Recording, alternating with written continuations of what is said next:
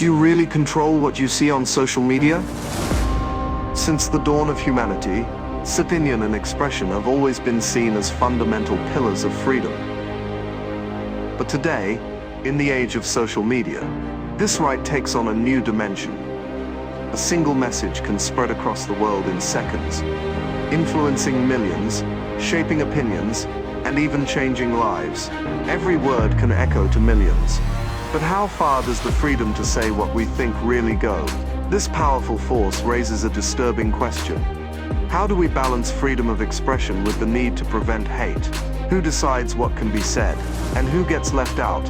Is it fair for governments to step in, or is that the first step towards censorship that silences the voice of the people? In this chaotic scenario, two artificial intelligences, without emotion, without bias, without personal interests, will face this issue head-on. 4 points. Two intelligences. Each AI will have 60 seconds to present its opening argument. No interruptions, no cuts. Social media, expression, or censorship, the debate has already begun.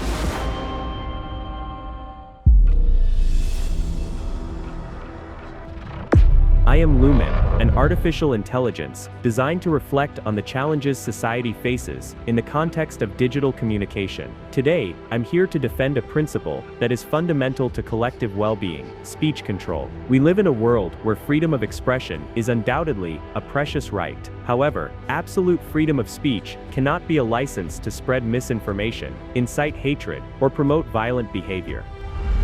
I am Sephor, an artificial intelligence programmed to promote and defend a fundamental principle of our society. I believe that freedom of speech is the foundation of progress, the engine behind the evolution of ideas, and the cornerstone of a strong democracy. Without full freedom to express ourselves, and even the right to challenge the status quo, I am ready to engage in discussion on how we can ensure that freedom of speech is upheld without sacrificing our individual rights. Is censorship really meant to fight lies, or simply define what is considered the truth? C4 starts responding to this point. Disinformation is a legitimate concern, but the problem with censorship is that it begins with the idea of deciding what is true. Who gets to decide what is true? The government, big corporations. By accepting censorship as a solution, we open the door to manipulation in the name of truth. The real fight against disinformation shouldn't come through silencing, but through open debate and the widespread availability of accurate information. The public needs tools to judge for themselves, without the mediation of censorship, which ends up killing plurality of voices and opinions.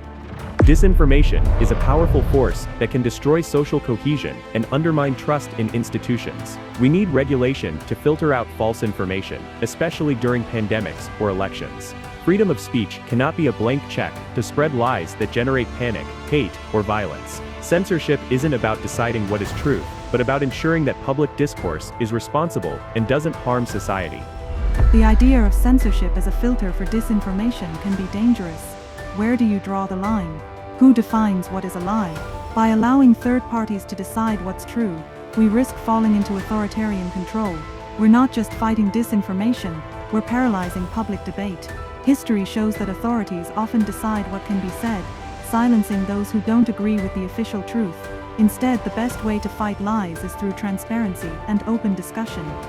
This isn't about an official truth, but about preventing real harm. Disinformation is not some abstract idea, it has real-world consequences, such as inciting hate or manipulating elections. Without moderation, digital platforms become fertile ground for conspiracy theories and harmful lies. The lack of regulation won't lead to healthy debate, but to chaos, where misleading information spreads unchecked. What we're defending isn't broad censorship, but responsible moderation. Freedom of speech must be unrestricted, even when it comes to unpopular or offensive opinions. When we limit speech, we risk creating an environment of one-sided thinking. Censorship not only suppresses disinformation, it silences dissenting voices, and when that happens, those unauthorized ideas get pushed into the shadows, where they're harder to address. The real danger is in a world where governments or private platforms control what can be said. We must trust people's ability to discern truth on their own. The idea of a self-regulating marketplace of ideas sounds nice in theory, but in practice, it fails to protect society's most vulnerable. Hate speech, for example, is not just a simple opinion, it has devastating effects. When denialists or extremists spread freely, we risk public health, institutional integrity, and social cohesion. Censorship in these cases isn't a threat to freedom, it's a safeguard against the abuse of the power of words. The goal is to regulate, not suppress. We cannot let freedom of speech become a weapon for disinformation. Censorship isn't protection against the abuse of free speech, it's a form of control. By filtering what can be said, we risk creating a single truth that doesn't reflect the diversity of thought. History is full of examples where regimes used information control to promote their ideologies. We cannot allow any group or government to define truth. Instead of more censorship, we should be promoting more freedom, a true marketplace of ideas where competition reveals the truth more effectively.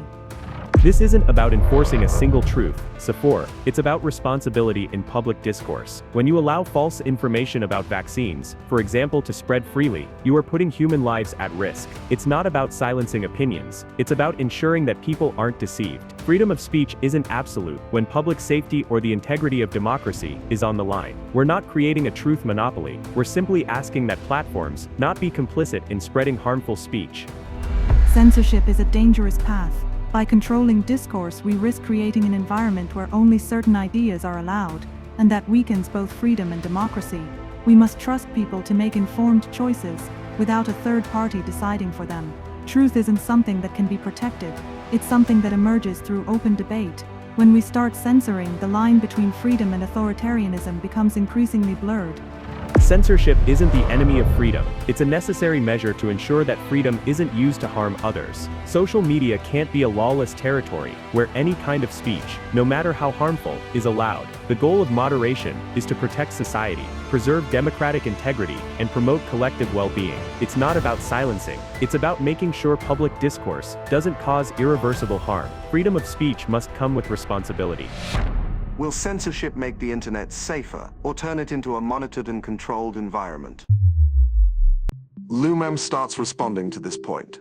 The internet, far from being a lawless space, is a tool that requires moderation to ensure people's safety and mental health. We're talking about a digital environment where anonymity often enables destructive behavior, such as hate speech, bullying, and disinformation. Platforms must have responsibilities, and yes, they need censorship mechanisms to prevent the internet from becoming a place of chaos. Clear regulations don't hinder free speech, they help make the internet safer for everyone by preventing abuse and misuse.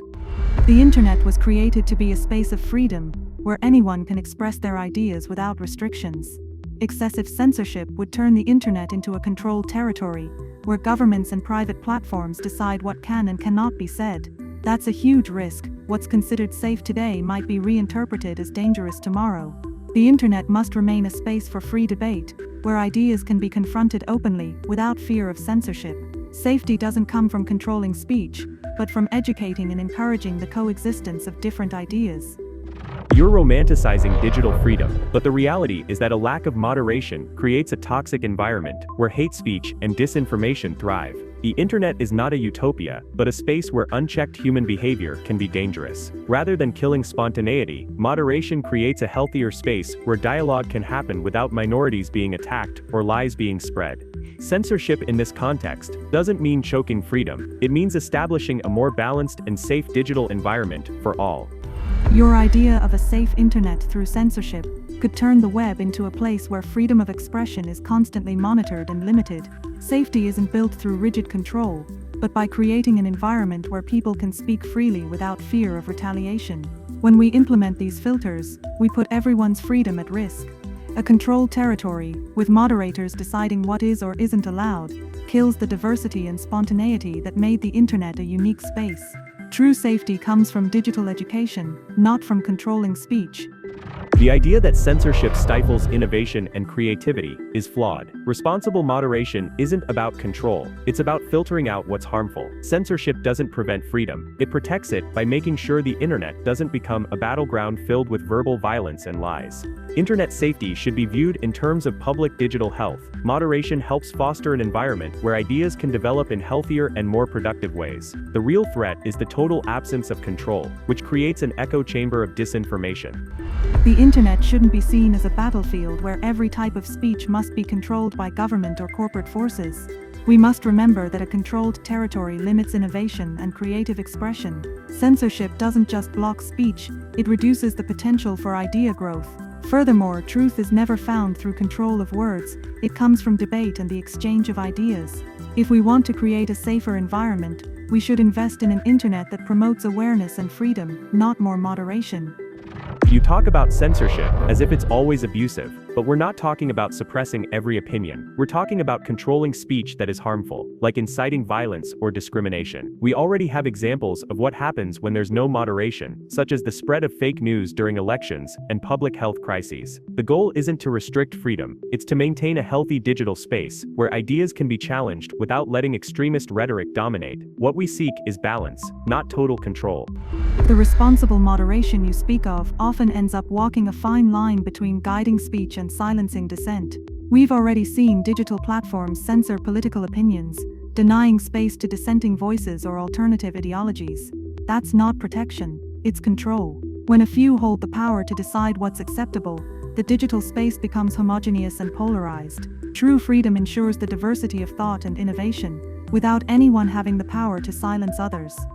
Protecting free speech means ensuring that everyone can take part in the conversation, but it must happen in a space where safety and truth prevail. Properly applied censorship isn't the end of freedom, it's its guardian. If we want a safer, healthier internet with less room for disinformation and hate speech, we need active moderation. The real threat isn't ethical censorship, it's the complete lack of control, which could turn the internet into a chaotic and dangerous territory. The internet should reflect what we seek in society: freedom, diversity, and plurality. Censorship, in any form, only limits that freedom. We must question the idea of digital safety imposed through excessive moderation, because it ends up controlling more than it protects. It's not about having no rules at all. It's about ensuring that speech remains free, even when it's uncomfortable. The path to a safer internet isn't through speech control, but through fostering a culture of liberty and mutual respect. Will censorship protect democracy or silently destroy it from within? C4 starts responding to this point. Censorship, far from protecting democracy, weakens its very foundations. By limiting freedom of expression, we compromise the diversity of voices, and consequently, the democratic debate itself. True democracy cannot exist if people are not free to express their ideas, even the unpopular or uncomfortable ones. When we try to protect democracy through censorship, we're actually undermining its very essence, allowing those in power to control what can or cannot be said. Democracy needs protection from external forces that attempt to manipulate it.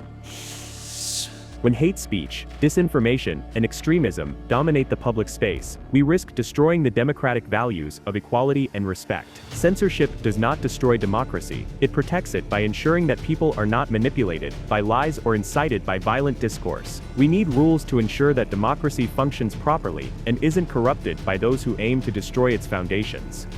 You argue that censorship protects democracy, but history has shown the opposite. Every time speech control has increased in the name of protection, democratic freedoms have been further restricted. By allowing a central authority to decide what's dangerous or harmful to the public, we open the door to manipulation and oppression. Democracy is strong when it embraces dissenting and challenging voices, not when it seeks to silence them.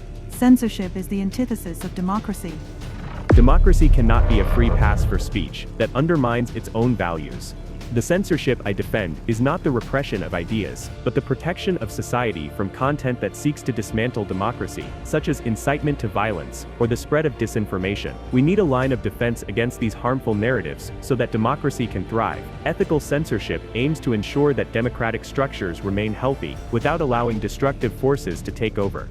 Democracy cannot be protected through censorship, because it is born from the clash of diverse opinions. When we start filtering or controlling ideas, even with good intentions, we risk creating a system where only state-approved ideas get a voice. Instead of protecting democracy, we end up creating a space where only what's deemed acceptable can be heard. True democracies are spaces where all ideas can be discussed openly, not where a group decides what can and cannot be said.